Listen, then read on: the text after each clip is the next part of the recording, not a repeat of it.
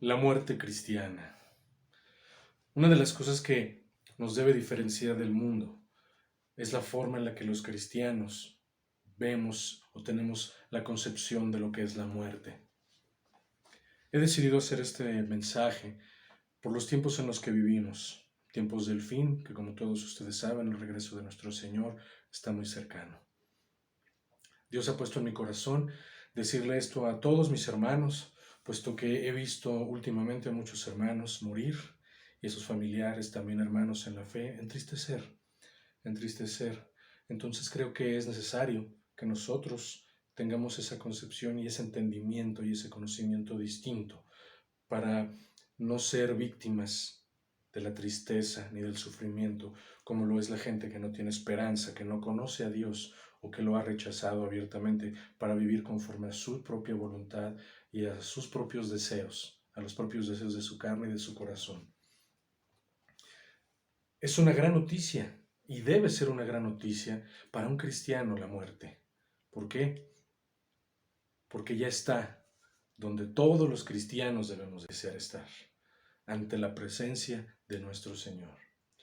¿Qué cristiano en su sano juicio desearía seguir viviendo en un mundo corrupto, en un mundo podrido, lleno de pecado, de muerte, de angustia, de dolor, teniendo las promesas de nuestro Señor Jesucristo de vida eterna?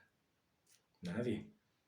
Debemos recordar a nuestros hermanos de la primera iglesia que morían gozosos en el Coliseo romano o perseguidos por los judíos.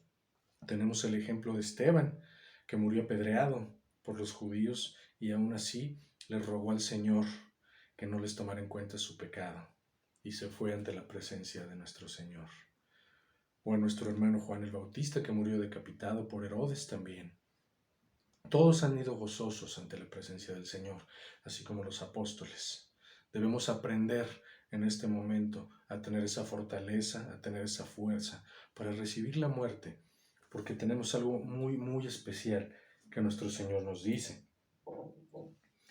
En Filipenses 4:7, y la paz de Dios, que sobrepasa todo entendimiento, guardará vuestros corazones y vuestros pensamientos en Cristo Jesús. Esta es una de las cosas que el mundo no entiende, que un cristiano puede y debe estar en paz, así tenga hambre, así tenga pobreza, así tenga enfermedad, así llegue la muerte, porque nosotros sabemos a dónde vamos a ir, sin lugar a duda. Nosotros no tenemos esa incertidumbre de a dónde va a ir nuestra alma y nuestro espíritu y nuestro cuerpo al final de los tiempos, cuando el Señor venga a resucitar de los muertos a todo su pueblo y a todos sus hijos. Tenemos una enseñanza que el mismo apóstol Pablo nos dejó.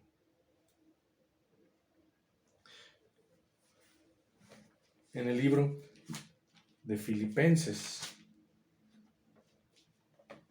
capítulo 1, versículo 21. El mismo Pablo dijo: porque para mí el vivir es Cristo y el morir es ganancia. Mas si el vivir en la carne resulta para mí en beneficio de la obra, no sé entonces qué escoger. Porque de ambas cosas estoy puesto en estrecho, teniendo deseo de partir y estar con Cristo, lo cual es muchísimo mejor. Pero quedar en la carne es más necesario por causa de vosotros. Pablo nos está enseñando cómo él desea morir.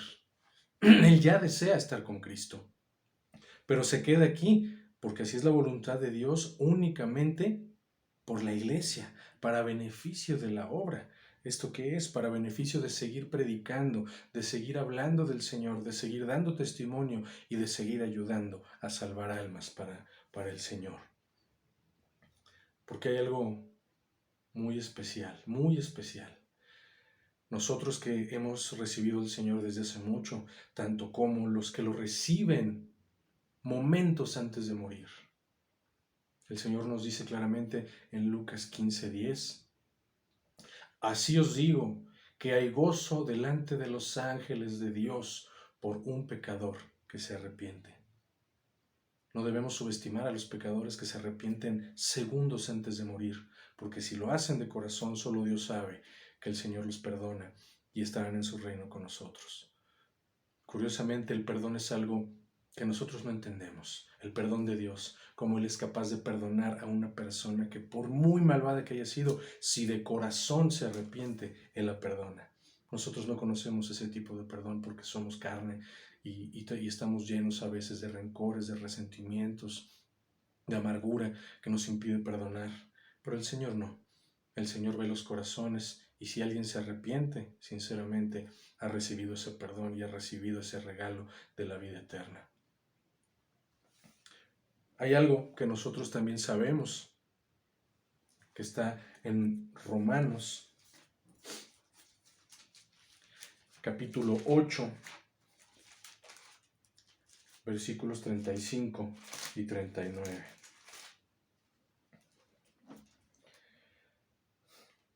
¿Quién nos separará del amor de Cristo?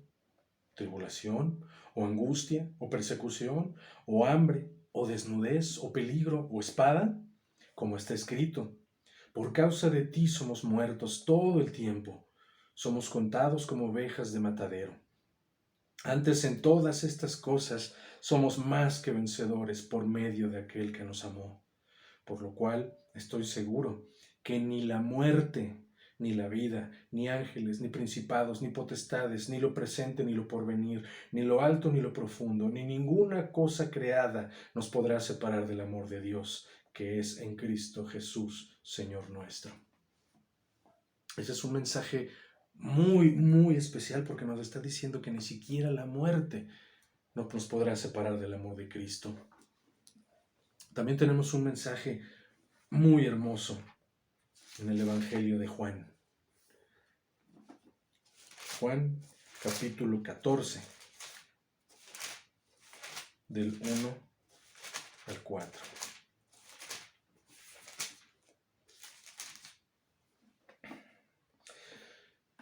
Dice, no se turbe vuestro corazón. ¿Creéis en Dios? Creed también en mí. En la casa de mi Padre muchas moradas hay, y si así no fuera, yo os lo hubiera dicho.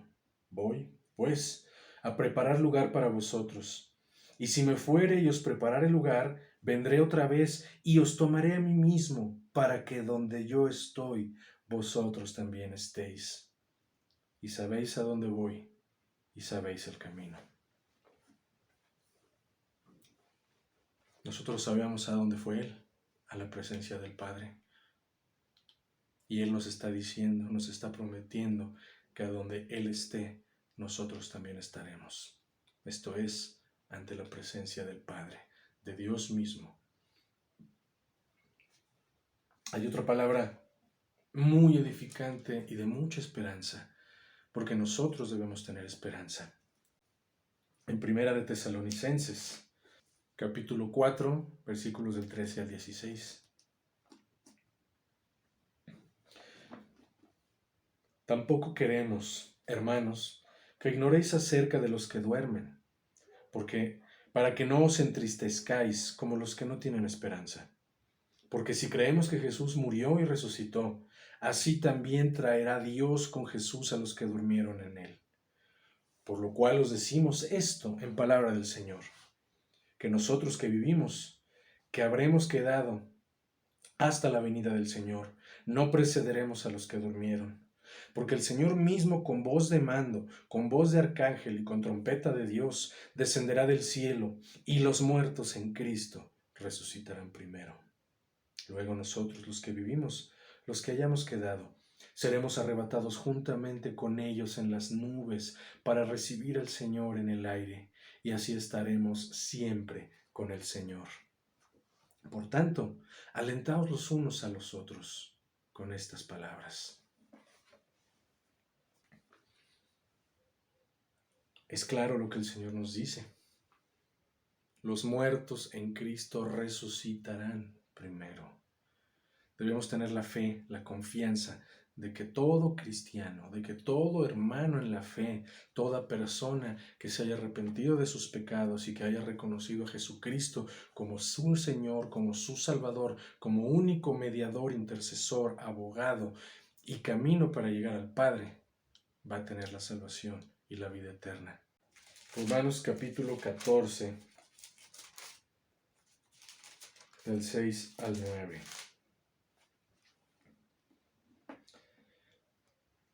El que hace caso del día, lo hace para el Señor, y el que no hace caso del día, para el Señor no lo hace. El que come, para el Señor come, porque da gracias a Dios, y el que no come, para el Señor no come, y da gracias a Dios, porque ninguno de nosotros vive para sí, y ninguno muere para sí. Pues si vivimos, para el Señor vivimos, y si morimos, para el Señor morimos. Así pues, sea que vivamos o que muramos, del Señor somos. Porque Cristo para esto murió y resucitó y volvió a vivir, para ser Señor así de los muertos como de los que viven. Nosotros debemos tener una gran esperanza, gran esperanza, que si morimos, para el Señor morimos, si vivimos, para el Señor vivimos, pero que todo lo que nosotros hagamos, todo lo que somos, todo lo que hacemos, es por gracias y para el Señor. Todo debe de ser para darle gloria a nuestro Padre. Y no debemos estar tristes porque algún hermano haya muerto. Porque aquí hay una de las promesas que nuestro Señor también nos hace en 1 Corintios.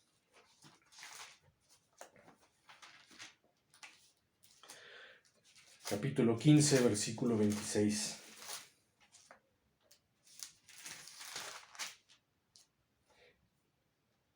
Y el postrer enemigo que será destruido es la muerte. La muerte es algo que todo el mundo le ha temido siempre. Por eso todas las culturas le rinden culto a la muerte. Por eso todas las culturas le hacen ofrendas, le hacen sacrificios, le hacen carnavales, hacen multitud de cosas por miedo a la muerte. Hacen sacrificios de sangre desde la antigüedad, lo hemos visto. Pero nosotros no debemos tener miedo de la muerte. Y en Hebreos 2, capítulo 2, versículos 14 y 15, nos lo aclara. Así que, por cuanto los hijos participaron de carne y sangre, él también participó de lo mismo, para destruir, por medio de la muerte, al que tenía el imperio de la muerte, esto es, al diablo, y librar a todos los que por temor de la muerte estaban durante toda la vida sujetos a servidumbre.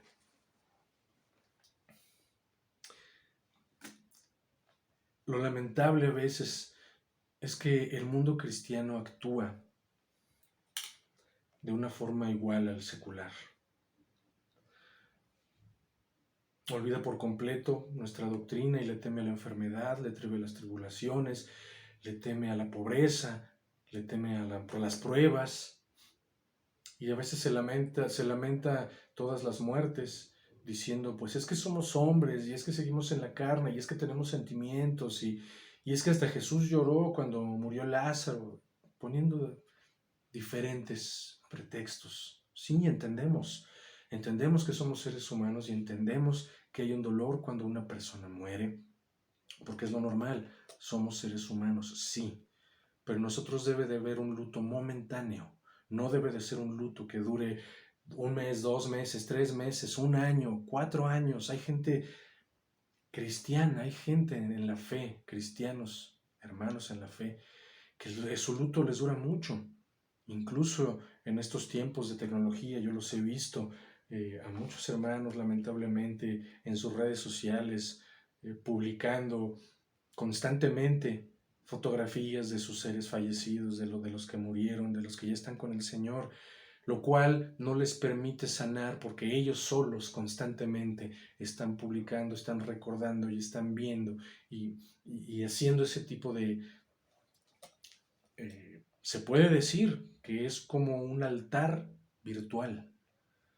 Así como la gente del mundo pone sus altares a los muertos con fotografías, así es muy parecido lo que hacen muchos cristianos que ponen fotografías con mensajes en Facebook o en Instagram o en cualquier red social. No permiten que su corazón sane y están constantemente lastimándose. ¿Y qué es lo que esto provoca? Pues provoca que la gente del mundo pues tengan armas para juzgarnos. ¿En qué aspecto? En que pueden criticar y cuestionar nuestra fe diciendo, ¿por qué estás tan triste tanto tiempo? Pues no que iban a estar con Dios, no que quien murió iba a estar con su Dios, no que debería darles alegría que alguien estuviera ya con Él. Y bueno, lamentablemente eso es lo que se provoca. ¿No acaso nuestros hermanos cristianos iban a morir en el Coliseo, cantando alabanzas a Dios y no lamentándose? ¿No acaso los apóstoles sabían cuál era el galardón que les esperaba en los cielos y con gozo se sacrificaban sabiendo que ya estaban terminando su misión terrenal, que habían corrido la buena carrera y habían llegado hasta donde el Señor tenía escrito que llegaran? Nosotros debemos dar testimonio de que si un hermano en la fe muere, sí nos entristece momentáneamente por la ausencia física, claro, pero nos gozamos porque sabemos que Él no va a morir eternamente y que si así Él dio frutos, Él sí ya está en un lugar mejor. Porque les aseguro, hermanos, que para las cosas que se avecinan y que ya estamos viendo que suceden, ninguno de nosotros deseará seguir en esta tierra y todos desearemos estar donde Él está en este momento. Porque así es nuestra fe, así es nuestra esperanza y así es nuestro consuelo.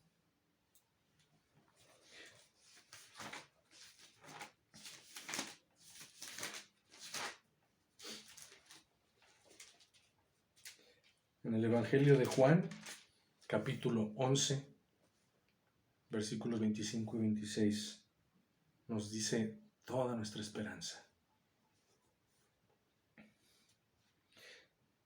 Le dijo Jesús: yo soy la resurrección y la vida. El que cree en mí, aunque esté muerto, vivirá. Y todo aquel que vive y cree en mí, no morirá eternamente. ¿Crees esto?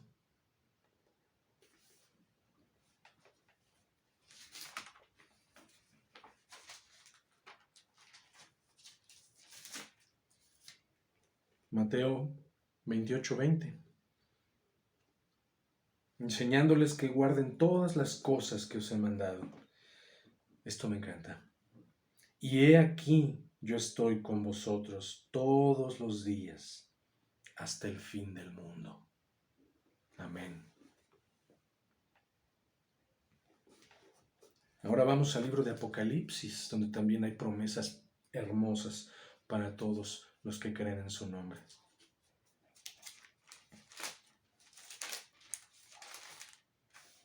Apocalipsis capítulo 21, versículos 3 y 4. Y oí una gran voz del cielo que decía: he aquí el tabernáculo de Dios con los hombres, y Él morará con ellos, y ellos serán su pueblo, y Dios mismo estará con ellos como su Dios. Enjugará Dios toda lágrima de los ojos de ellos, y ya no habrá muerte, ni habrá más llanto, ni clamor, ni dolor, porque las primeras cosas pasaron. Y Apocalipsis 22, capítulos del 2 al 5, versículos, del 2 al 5. Es más, desde el 1 al 5. Después me mostró un río limpio de agua de vida, resplandeciente como cristal, que salía del trono de Dios y del Cordero. En medio de la calle de la ciudad y a uno y otro lado del río estaba el árbol de la vida, que produce 12 frutos, dando cada mes su fruto. Y las hojas del árbol eran para la sanidad de las naciones. Y no habrá más maldición, y el trono de Dios y del Cordero estarán en ella, y sus siervos les servirán. Y verán su rostro, y su nombre estará en sus frentes. No habrá allí más noche, y no tiene necesidad de luz de lámpara, ni de luz del sol, porque Dios el Señor los iluminará, y reinará por los siglos de los siglos.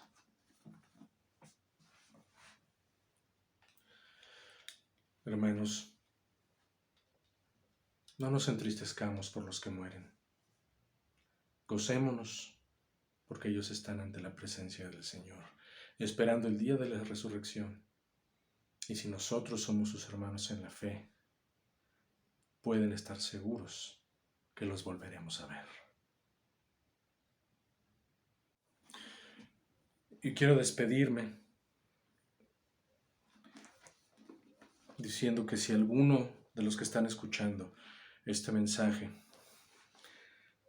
todavía no se ha arrepentido de sus pecados, ni ha recibido al Señor Jesucristo en su corazón como su Salvador, como su Señor, como el único mediador, el único intercesor y el único abogado entre ellos y el Padre para perdón de pecados, es momento de hacerlo. Recuerda, si el Señor está tocando a tu corazón y a tu puerta, no lo ignores. Responde, abre, ablanda tu corazón. El Señor te va a quitar el corazón de piedra que puedas tener y te va a hacer uno de carne y te va a apartar un lugar en los cielos junto con Él, como lo ha prometido a todos los que le aman y le obedecen. Solamente tienes que hacer una sola cosa y el Señor lo dice en el libro de Romanos, capítulo 10, versículos del 8 al 11. Mas, ¿qué dice? Cerca de ti está la palabra, en tu boca y en tu corazón. Esta es la palabra de fe que predicamos. Que si confesares con tu boca que Jesús es el Señor y creyeres en tu corazón que Dios le levantó de los muertos, serás salvo. Porque con el corazón se cree para justicia, pero con la boca se confiesa para salvación. Pues la Escritura dice, todo aquel que en él creyere no será avergonzado. Porque no hay diferencia entre judío o griego, pues Él es el mismo Señor de todos, es rico para con todos los que le invocan. Porque todo aquel que invocare el nombre del Señor será salvo. Ahora con lo que has leído, lo único que debes de hacer es cerrar tus ojos y con toda sinceridad, con todo tu corazón, sin hipocresías, decir, Señor, te suplico que me perdones por todos mis pecados. Reconozco que he sido rebelde y desobediente y que te he lastimado y que he lastimado a mi prójimo. Te suplico que me perdones. Te necesito, porque no puedo salvarme a mí mismo. Reconozco que Jesucristo es Dios. Reconozco que vino en carne a morir en la cruz por mis pecados y lo resucitaste al tercer día para darme vida eterna. Señor, sálvame. Te suplico que me perdones. Y te doy gracias por la oportunidad que me das de enseñarme tu palabra y de tener este beneficio para mi alma y para mi eternidad, de la vida eterna, este regalo que tú me das, porque nada de lo que yo haga puede darme la vida eterna. Ninguna de mis obras me va a dar la salvación, por muy buenas que parezcan, porque la palabra dice que solo por la fe se vivirá, por la fe en Jesucristo. Muchas gracias, Señor. Te agradezco infinitamente que me hayas dado esta oportunidad de elegirme como tu Hijo. En el nombre de mi Señor Jesucristo y de tu Espíritu Santo, te doy gracias. Amén.